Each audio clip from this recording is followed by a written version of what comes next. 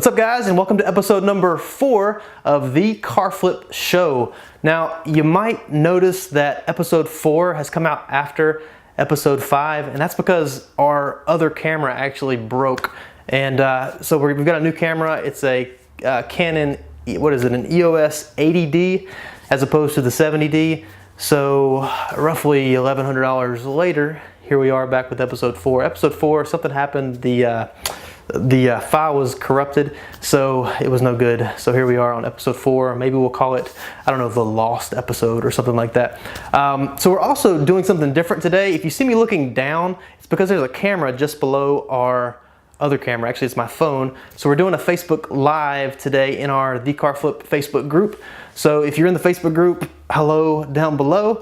And if you're watching this later on YouTube or even on Facebook, hello to you. So I have something a little different as well. We've got Christian that is filming, and I'm gonna pull the camera away from him. Let Christian say hello. Say hello, Christian. Hello. He wasn't expecting that, so he's probably really angry at me now. So that is Christian, and I'm looking at the Facebook Live. Chris Huff, how you doing, man? A friend of mine on Facebook Live right now. If you're not a part of our Facebook group, we would love to have you. Actually, we do things like this all the time. People ask questions, and a lot of times I'll pop on with a live video, or I'll come in with a video I record, or answer people's questions the best I can. If you are not a member of our Facebook group, I'm actually going to show you exactly how to get there.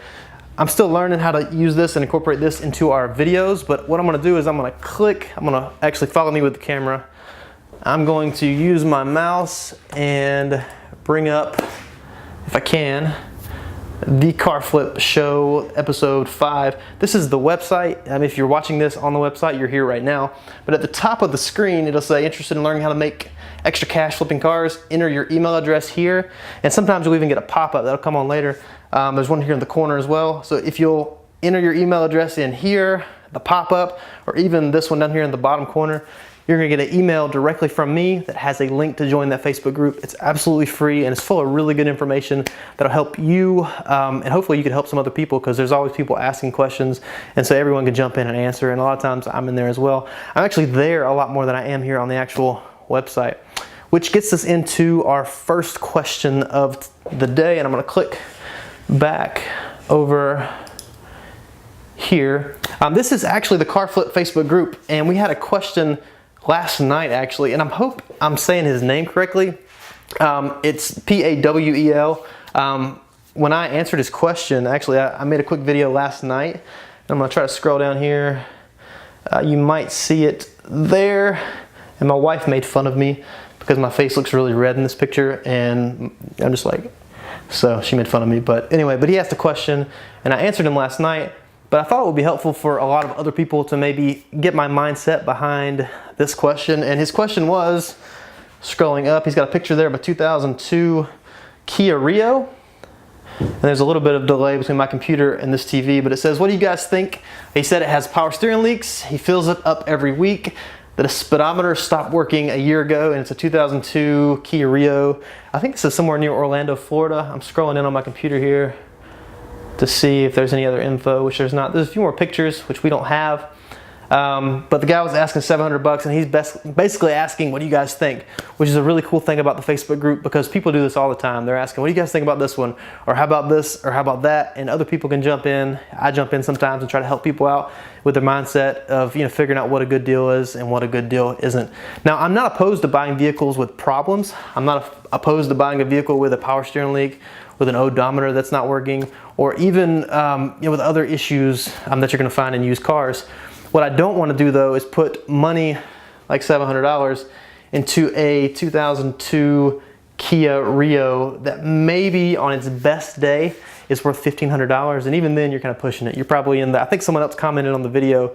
Let me give him credit actually for making the comment. I think it was Nick, maybe. Let me see. I'd have to go back and check, but I think it was Nick that had said even on its best day it's worth $1,500 to $1,500, and he was exactly right, because it's not going to be worth much no matter what you do. So even if you get a really good deal, I'm going to get my awkward picture off of there, go back to the car. Even if you get a really good deal and you get them down to like $350, and you fix the power steering leak yourself and you put $100 into it, and then you have to buy a cluster and you spend another $100, you're going to end up with $500, $600 in it no matter what you do. And even if you get that magical $1,500, which you probably won't, you probably get $1,200, $1,300. It's really not worth your time to try to make money on something like this. My response to him, which if you join the Facebook group or if you're already in there, you can go see my response here. But it basically was, I would rather this to be a Ford Explorer, maybe an 03 Ford Explorer, or a 2005 Chevy Trailblazer, or a 01 Honda Accord, or a Toyota Camry, something that actually is going to have some value once we fix these issues, once we fix the power steering leak. This one's, it's faded. You can tell the paint's not maybe what you'd want it to be. It might buff out. It could be the clear coat actually fading. So you don't want to get into something that there's not going to be a lot of upside, and that's where a lot of the money is made. That's where all the money is made when it comes to flipping cars. That is in the upside as opposed to what you're going to pay for it. So everything is made at the buy. So if you buy a car for $1,000 and you think you can sell it for $35,000, you've got from $1,000 to $1,500 to $2,000. If you have to invest that much, the $500 or $1,000. So if you end up having $1,500 or $2,000, your upside on that, the profit could be anywhere from $1,500 to $2,000. So that's how you want to approach these type of cars. And with one like this, really, I would probably pass on it. And that's what I said last night. And I think Powell, and my wife said his name might be Powell. I didn't ever hear, but whichever one it is, I think he understood that he was going to pass on this one and look for another one. But that is basically our question for today. I've had a lot of other people ask how things are going here around our dealership. We're here in the office right now. This is our main addition. The one thing I have to do here is I got to drill a hole through the wall to get this basically where it's just hanging with nothing else behind it, which I'm really excited to be filming parts of the course coming up. We've got our new camera now, so I can actually begin filming some things. I've got some people that have commented. What's up, Alexis? Hope you're doing well. And that was on the Facebook live video, by the way. But we've got some really exciting stuff. The course is going to be awesome. It's going to be something when it's first released. There's going to be things that might need improved. There's probably questions you're going to have, which is going to be the really cool thing about the course is as you have more questions, we can actually add more answers to the course. So I'm going to take you outside. Come on. I've had a lot of people ask what's going on around here, and I'm just going to give you a quick look around, show you what we've been up to. As you can see right now, if you want to pan the camera around, we've got several cars up here that are actually really close to being ready. This one's going out today. This is an 05 Honda Odyssey. This is actually Christian's Jeep here. We've got an 05 Toyota, what is this, a Toyota 4Runner. It needs a transmission solenoid. We've got a Nissan Murano over there that is waiting on an alignment. We're actually about to go out later today and drop that off. We've got, I don't know, 7, 8, maybe 9 cars on our front line right now, which is pretty common for us. I don't, run a huge, massive car lot. The reason I actually started this lot is because I had that many cars just at our house in my driveway, and my wife wasn't the biggest fan of that. So that's why we're here. And obviously we've been able to put a whole lot more here than I could there. So this is what we've got on the front line. We've got a Denali, Yukon XL Denali over there. We're currently getting ready. Walking around the back, we've got a couple Jeeps here. These are some projects right now. The green one here, I've had it for a long time. It needs a transmission. I've just not had time to get around to it yet. My mechanic inside, we've had a lot going on, so we've not been able to do that yet. This one here is one we just got in. This is an 06. Both of these have, that's got a 4-inch lift, I believe, the silver. The green one, I think, is a 6-inch lift, so we're up a little bit higher on that one. But we'll come around the side here. This isn't a huge space as far as our lot goes. We've got a really good location. Actually, if you could see, if you look straight down this way, down the road there, you see a crane, and they're doing some construction. But just over to the right of that, just past the woods, is downtown Raleigh, which you can actually see through the trees there. You can see some of the, I don't know, I guess you might could call them skyscrapers. For us, they're big buildings. But coming around the back, this is kind of some of our cars that are a little bit further out. Our Ford Mustang here, and I might can actually show the video for this maybe in our next episode, possibly, if I can pull it up and have it on the TV in there. We had someone break, I would say they broke into this. Actually, come over here, we'll take a look. I came out the other day, noticed glass on the ground, and I thought somebody was up to no good, or like maybe I made someone mad, or I don't know. You see the glass here on the ground. But I went in and checked our camera. We just got a security system put up, and he actually didn't break into it. A guy actually broke out of it. He got in the seat. It was late at night. I thought he was maybe trying to get out of the cold, but he actually didn't have a shirt on. He was carrying his shirt. He might have been drunk. I'm assuming he was drunk.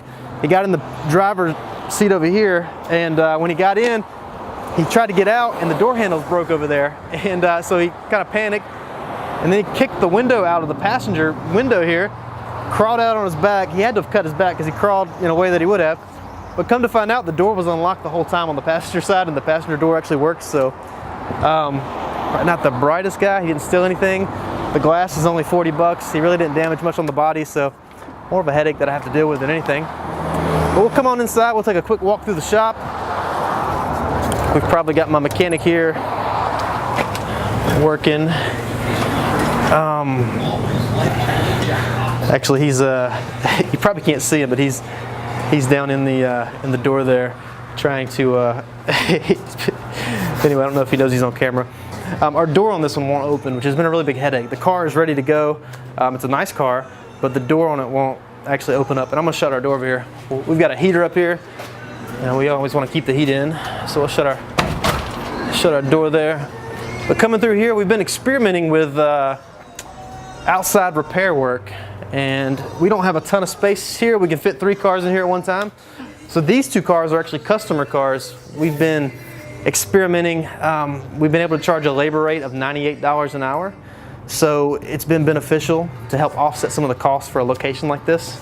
So this is another one that we're doing some customer work on.